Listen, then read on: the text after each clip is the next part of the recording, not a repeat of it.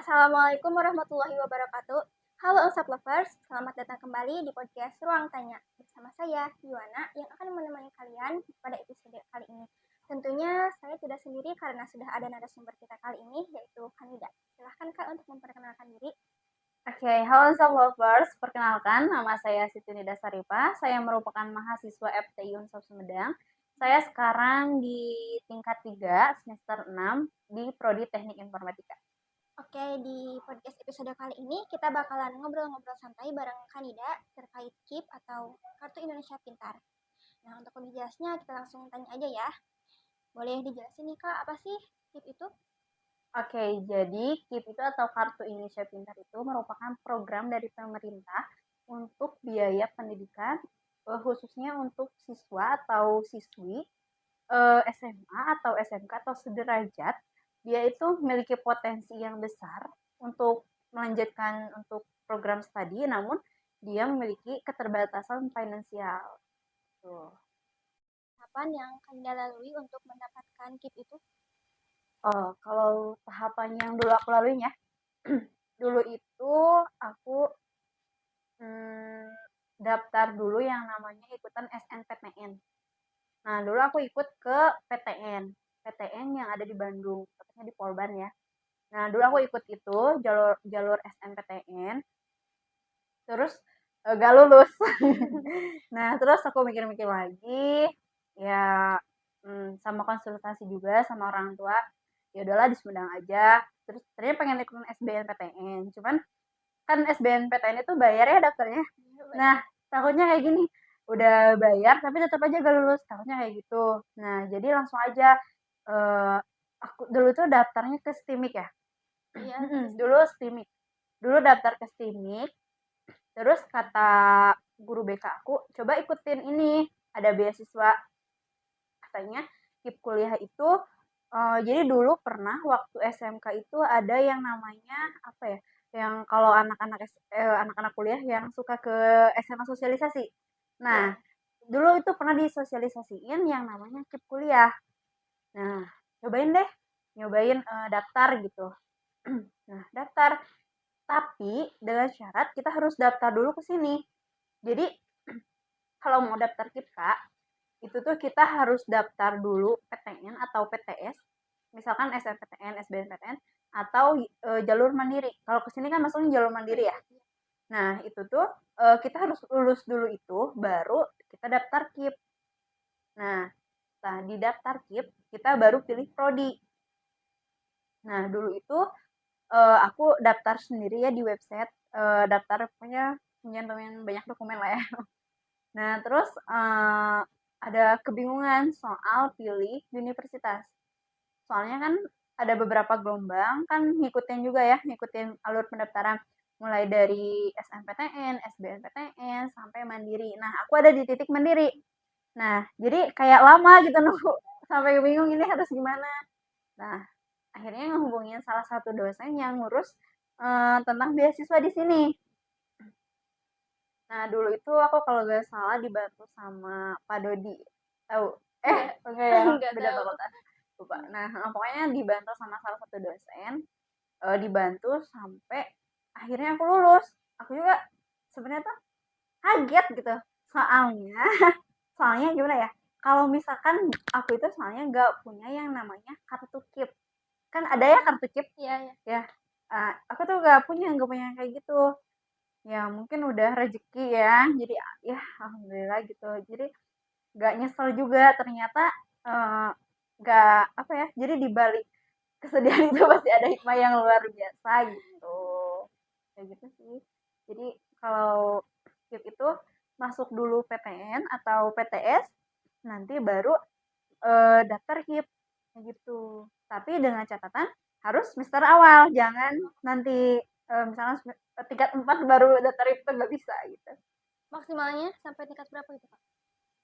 Maksudnya gimana? Kalau Daftar? mau daftarnya ya? Ya awal, awal Oh, masuk. harus awal Heeh. masuk.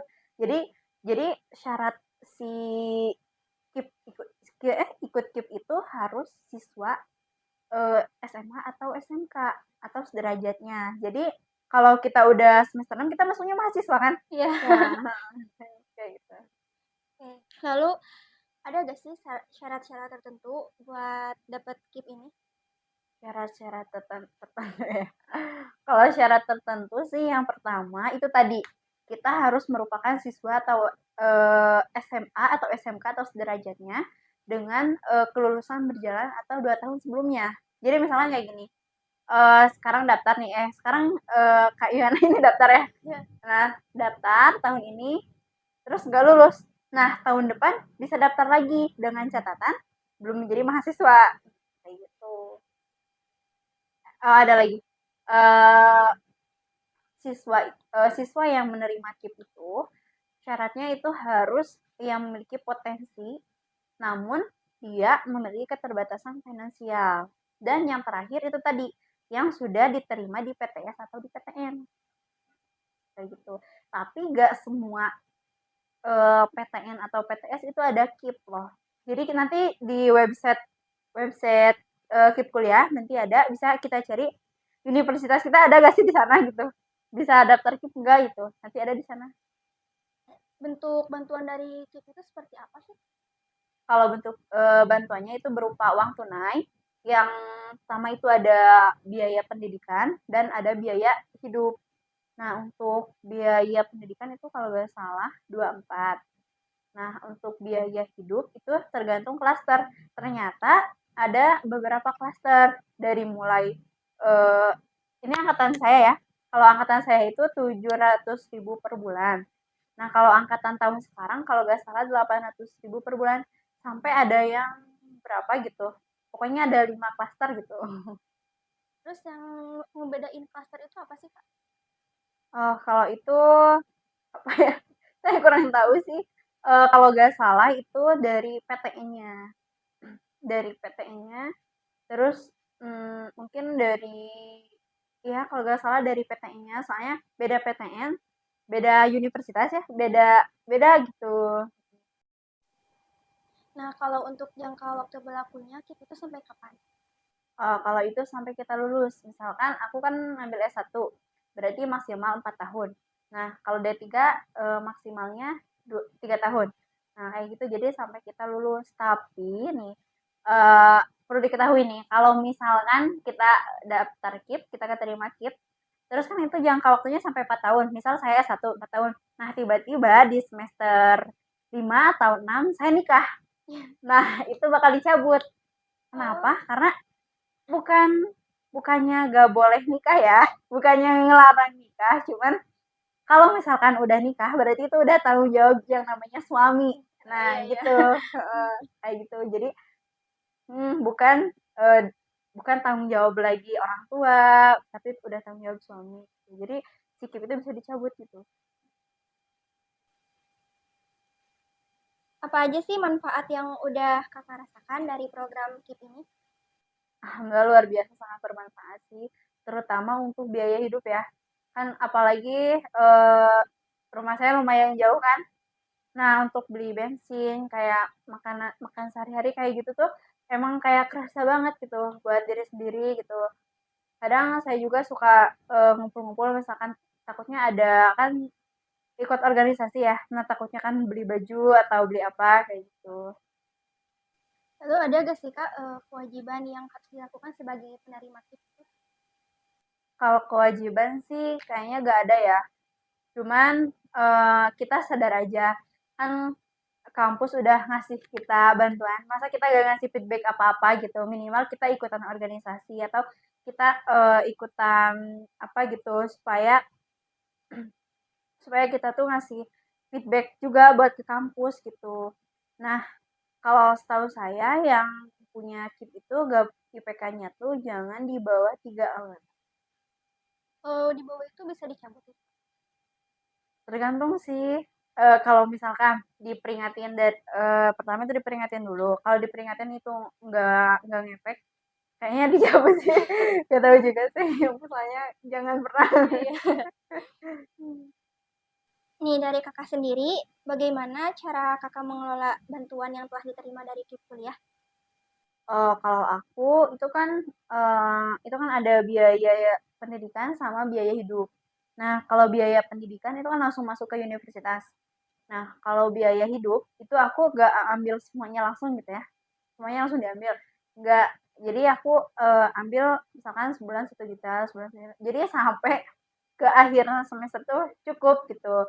Jadi ya itu mas pintar-pintarnya kita nge-manajemen uang juga gitu. Karena gimana ya? Kalau dari aku pribadi nggak pure nggak pure dari biaya hidup aku tuh nggak pure dari keep semua gitu kan aku suka all shop juga yang kayak gitu. Jadi ya dari sumber lain juga ya. Jadi kita harus nyari sampingan juga. Jadi untuk bisa mendaftar KIP itu harus dari satu siswa dan maksimal untuk daftar KIP yaitu 2 tahun setelah lulus sekolah. Ingat ya, ketika mau mendaftar KIP, dokumen yang kita cantumkan itu harus diperiksa seteliti mungkin, jadi jangan sampai ada yang salah. Oke, mungkin ada closing statement dari Kanida. Oke, untuk info selanjutnya ya buat Lover yang mau daftar KIP, ada di Instagram @kipkuliah_info itu bener-bener update terus kayak jelas banget gitu. Oke, pesan dari saya, ingatlah bahwa pendidikan itu merupakan hadiah yang berharga. Gak semua orang bisa menikmati yang namanya pendidikan. Nah, jika kamu memiliki kesempatan untuk melanjutkan kuliah, jangan pernah sia-siain itu. Jadikan kekurangan finansial kamu itu menjadi sebuah dorongan untuk kamu belajar lagi lebih giat dan menjalani perjalanan pendidikan dengan penuh semangat. Salam pendidikan. Nah, mungkin dicukupkan sekian ngobrol-ngobrol sampai kita kali ini. Tonton terus dan tunggu podcast kita yang lainnya ya. Terima kasih juga kepada Kanida yang telah bersedia hadir dan membagikan pengalamannya kepada kita semua. Ya, jangan lupa like, komen, dan subscribe YouTube Unsap Radio biar kamu gak ketinggalan konten-konten terbaru setiap harinya. Thanks for watching and see you in next episode. Wassalamualaikum warahmatullahi wabarakatuh. Dadah.